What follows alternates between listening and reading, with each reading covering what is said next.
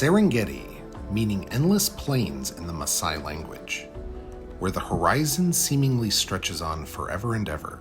It's a place that conjures up images of vast rolling savanna, the Great Migration, and of course, the predators that follow. It is the quintessential African safari destination that many of us have dreamed about since we were children. If you could visit one place in your life for an African safari, this place would very possibly be it. Located in northern Tanzania, the Serengeti ecosystem is gigantic, with nearly 15,000 square kilometers of preserved savanna habitat. We left Karatu and climbed the rim of the Ngorongoro crater, where we stopped briefly to enjoy the view. We then drove around the crater rim and descended on the other side into the Serengeti Plains.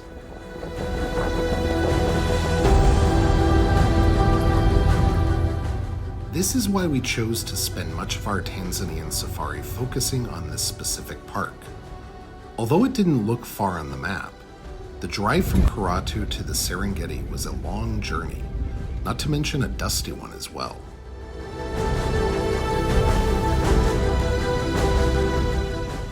As we were heading down the road, we got paid a visit by a lone Maasai giraffe, foraging just meters away from us.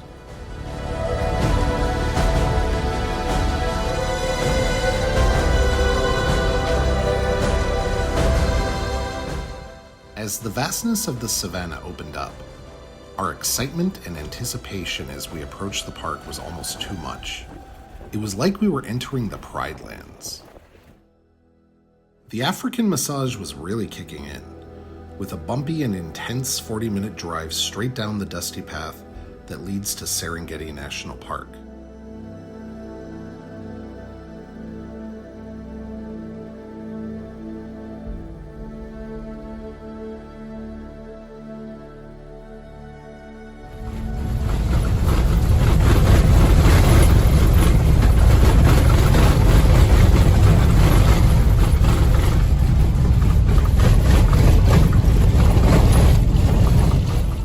It wasn't long after we passed the park gates that our guide got word on the radio of something special. It turned out to be a female cheetah, pregnant and resting under an acacia tree. We noticed she was tagged with a collar. Park officials often do this, particularly with predators, to keep tabs on their location and to also keep note of their migratory patterns. We also saw quite a few lions in the park tagged like this.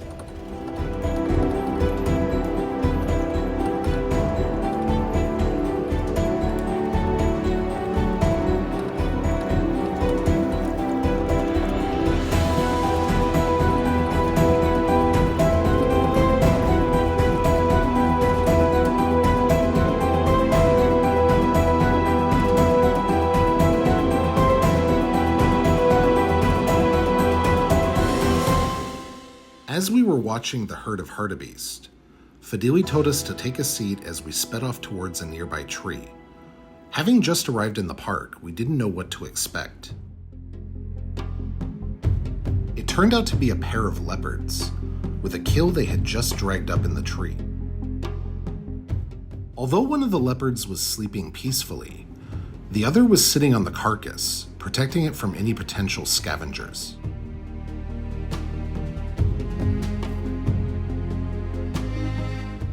The whole time we were watching him, he never left the kill unattended.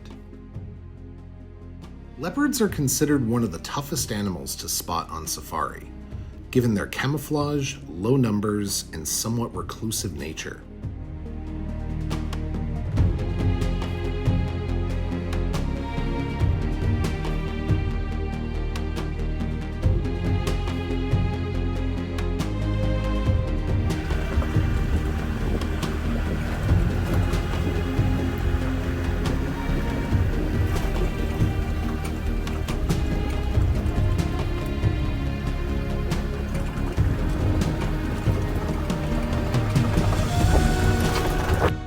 Just to the left of our vehicle, there was a pride of lions taking a nap on a distant rock outcropping. Although a bit cliché, we couldn't help but call it Pride Rock, since it was a rock and there was a pride of lions sitting on it.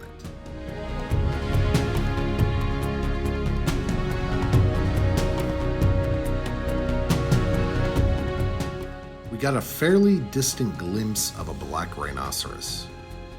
Very, very distant.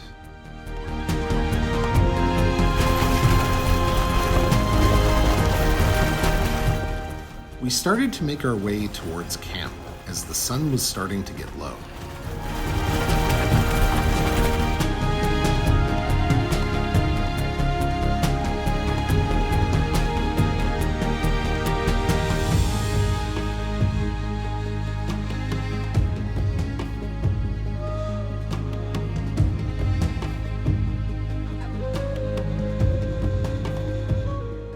Just as we were about to arrive at camp, Fadili pulled over.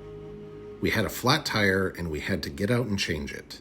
Lions, hippos, and leopards aside. We just got a flat in tsetse fly territory. And one just buzzed my ear. And yeah, we're just standing with some zebras. And potentially predators. The sun's going down over there. And there may be some lions about. And anyway, we're gonna change this tire. This is an adventure.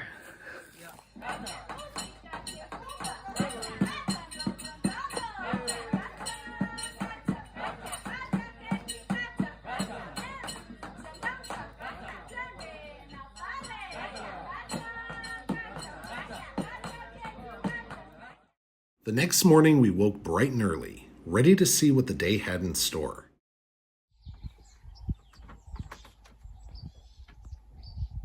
Outside of our tent was an African buffalo, grazing peacefully in the morning sun. Oh yeah. There was also a pack of spotted hyena off in the distance, playing around in the savannah. All of this was happening right in front of our tent, matched perfectly with a hot cup of delicious Tanzanian coffee.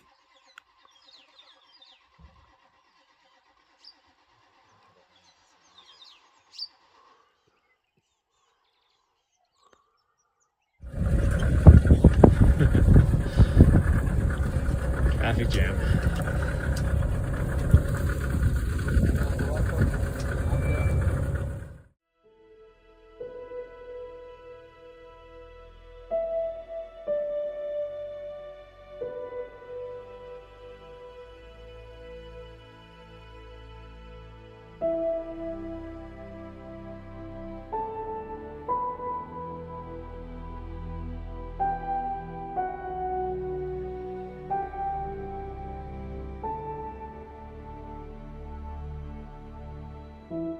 As we were driving along, Fadili pointed out a lone buffalo that had walked away from its herd to feed on softer grass.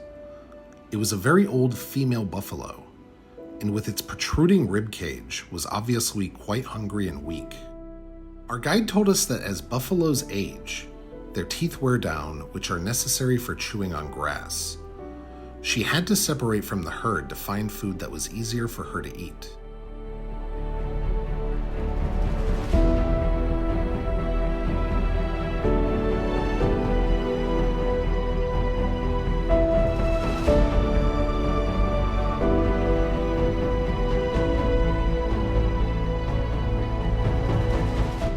As she was standing under a nearby tree, distant figures started emerging from the savanna grass. It was a pride of lions, and our guide told us we should wait and see what happens. They were coming out one by one, walking in the direction of the lone buffalo.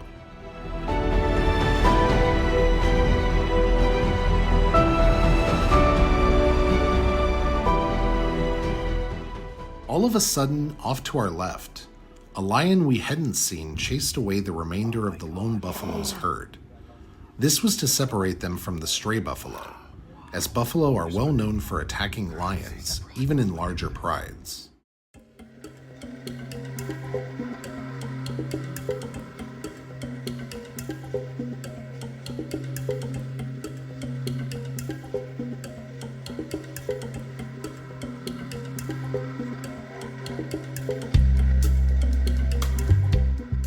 The first one came and crossed the road before running up to the buffalo. The buffalo attempted to chase the lioness off.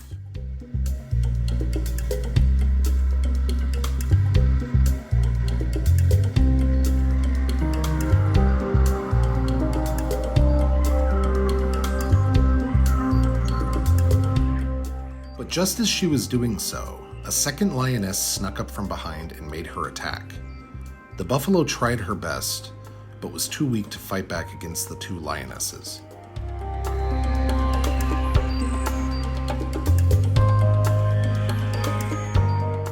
Lions always kill their prey before eating it, and this was no exception.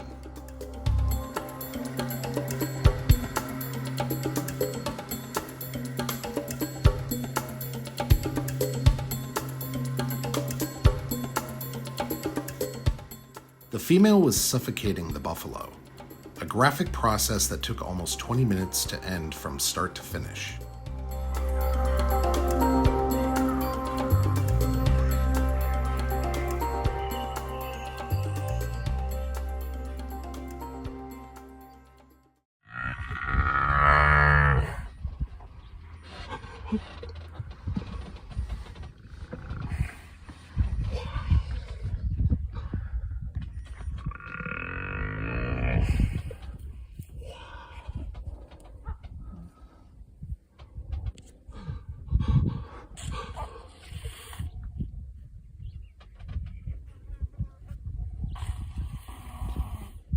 Suffocating it.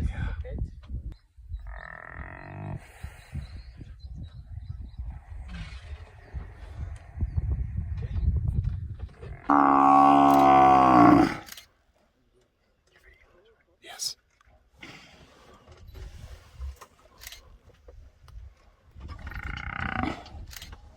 Wow. This is as brutal as it gets.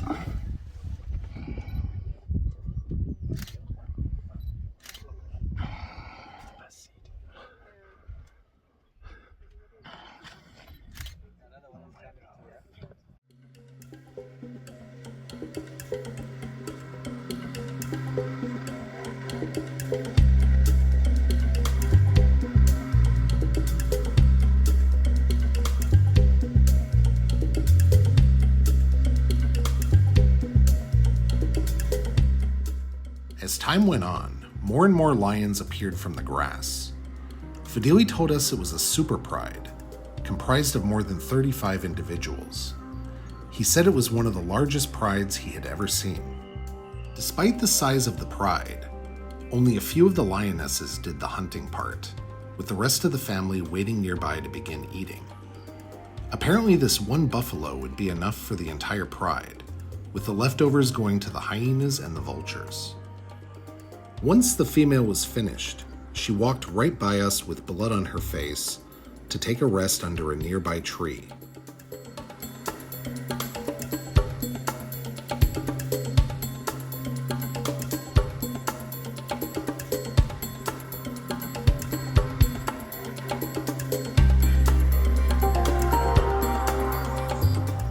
The next morning, we ended up coming back to the same location to see what happened to the buffalo, and all that was left was a few bloody bones being picked on by vultures.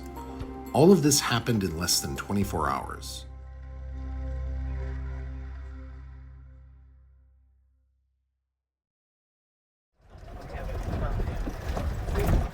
Okay, I'm gonna try to remember that. Not too far down the road, there was a large herd of elephants taking a drink by a lush oasis.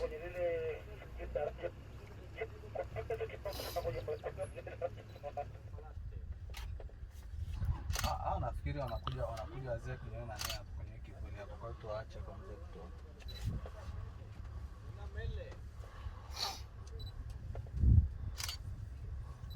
Oh, that's a big one there. Oh yeah.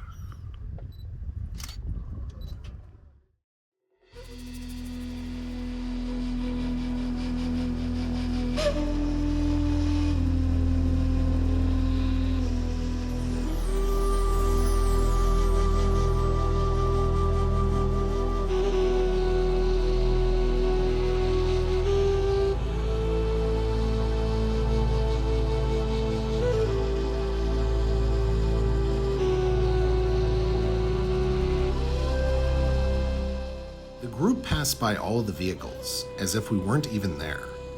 Again, elephants just never get boring to watch.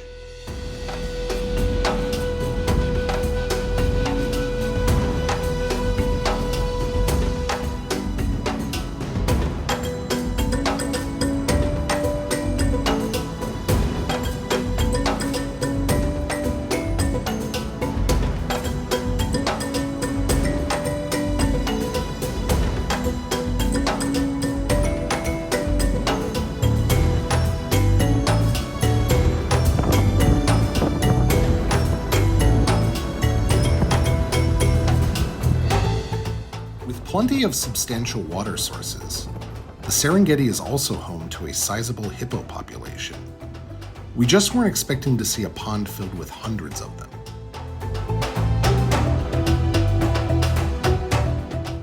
We parked right on the edge of the pond, only being supported by an eroding cliff face that, if were to give way, would probably ensure that we had the messiest and most horrific death possible. As hippos are not known for their friendliness to outsiders, I can only imagine what a group of this size would do if we plunged in. After the hippo pit, it was nice to spend some time with a large group of Maasai giraffe.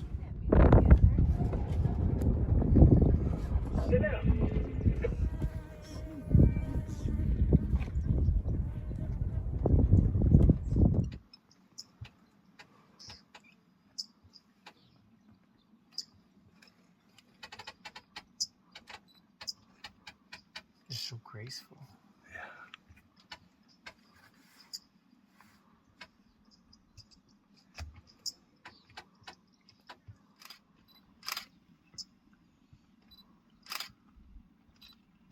Wow. Big.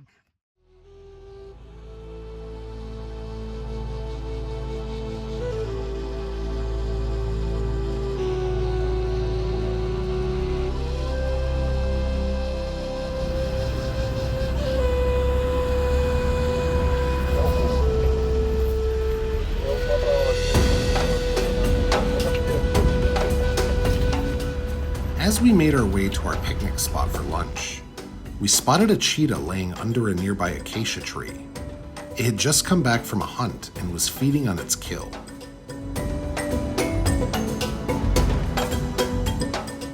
Perhaps if we had arrived another moment earlier, we could have seen the hunt as well.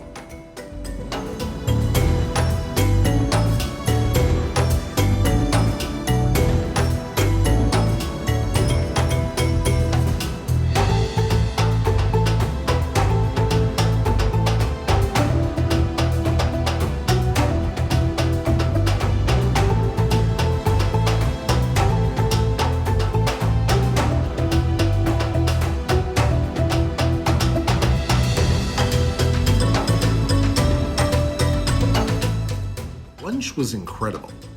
We picked an acacia tree, drove to it, and used the hood of our Land Rover as the table. Coupled with another delicious cup of Tanzanian coffee, you couldn't have asked for a more epic way to enjoy a picnic.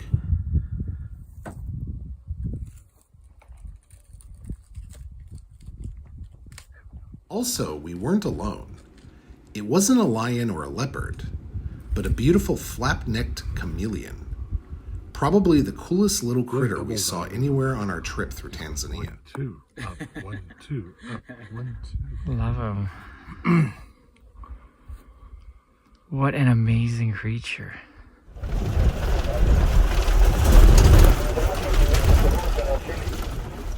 As we watched a distant herd of elephants from under a tree, we were startled by some movement in the nearby grass. It was a male lion, limping his way through the savanna and heading towards the tree to take shelter. He had been in a fight with a rival male, and unfortunately was injured pretty badly.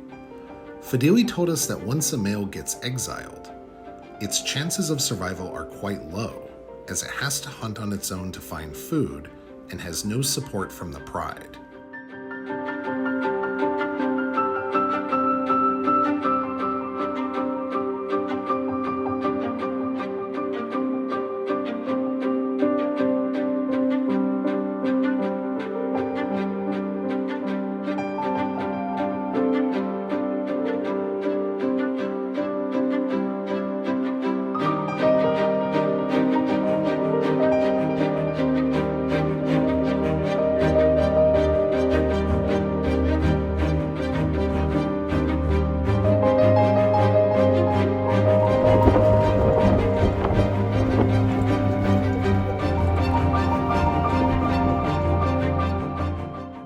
Strangely, not too far away, we found a lion cub climbing on a rock.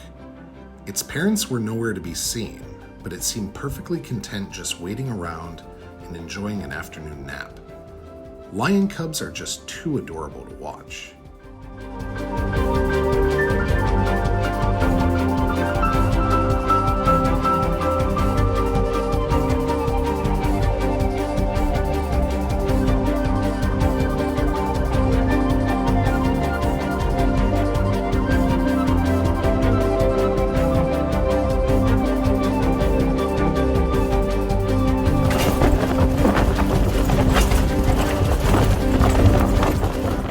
The sun was getting low, so we headed back to camp. The next day we would be headed to Ngorongoro Crater, so enjoying the evening around the camp, reflecting on all we had seen in the Serengeti, made for a good plan.